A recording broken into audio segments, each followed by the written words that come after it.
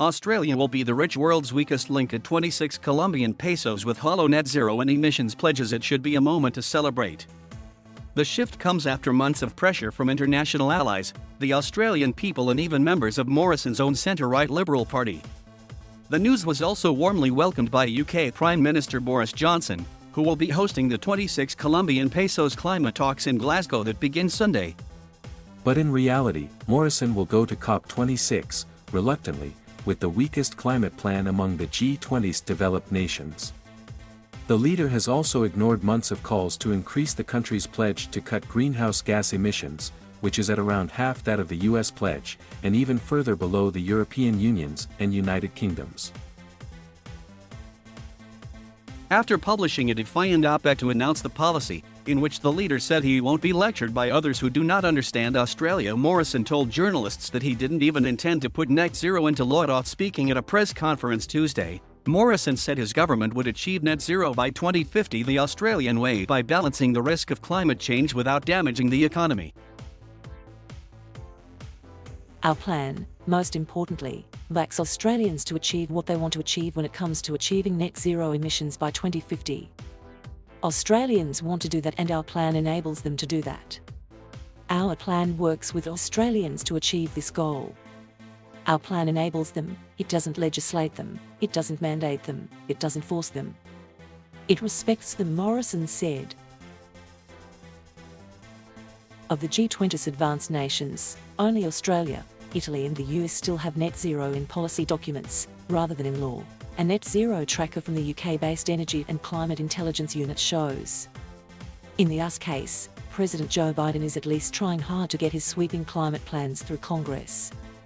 He's struggling, but he's likely to get something passed to support net zero. And Italy's targets will need to eventually meet requirements set by the EU. That essentially makes Australia the weakest link. The Australian Climate Council, which is independent of the government, dismissed Morrison's announcement as flimsy. Bradshaw said that even with the net zero commitment, Australia ranked dead last of all developed nations on its climate record. In a recent report, the Council found that Australia was the worst performing developed nation in cutting greenhouse gas emissions and moving beyond fossil fuels. The Climate Council has calculated that Australia should reduce its emissions by 75% below 2005 levels by 2030 and achieve net zero by 2035 to do its fair share in containing global warming to 1.5 degrees Celsius. As scientists say is needed to state the worsening impacts of the climate crisis. I've seen more detailed fortune cookies.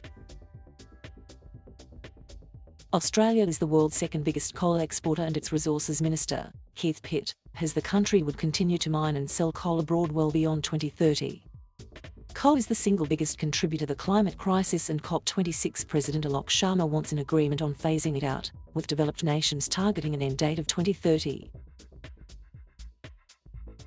Morrison's hesitancy in announcing net zero hung largely on the stance of his party's political allies, the Nationals, many of whom opposed the policy. To get net zero over the line, he had to strike a deal with the Nationals, promoting that to a cabinet minister. Chris Bowen, the opposition Labour Party's shadow minister for climate, described the government's announcement as a scam with no new policy detail. I've seen more detailed fortune cookies than the document released by the government today. Climate change is the biggest challenge facing the planet and the biggest opportunity facing Australia. It requires leadership, he said. Climate change is expected to be a major issue in the next federal election to be held early next year. It will be a two-way contest between Labour and the governing coalition of the Liberals and Nationals. Climate legislation and the concept of a carbon tax has been the downfall of many Australian leaders.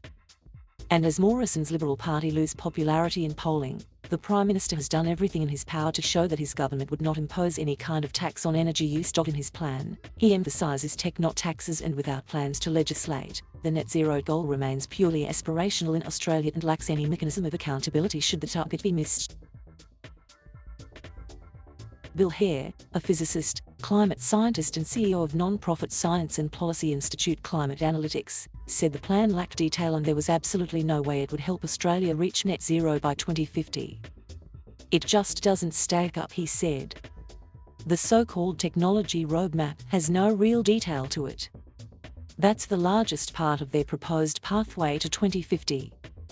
And to the best that we understand, it's essentially relying on carbon capture and storage and other approaches, which have been shown not to work. So at this stage, I think it's bordering on being a scam, frankly. But it's being seen by some, including Australian businesses, as a step in the right direction. At the very least, Australia's Business Council congratulated the government on its plan to make sure that Australians are winners in this change and celebrated the focus on technology. Big investments in skills, new technologies like hydrogen and critical minerals will be crucial to positioning Australia to take advantage of new markets and opportunities in a low-emissions world, Chief Executive Jennifer Westacott said in a statement. The Minerals Council, which represents the country's miners, said it gave certainty over the medium to long term for the Australian mining sector and its customers. Thank you for watching. Please subscribe.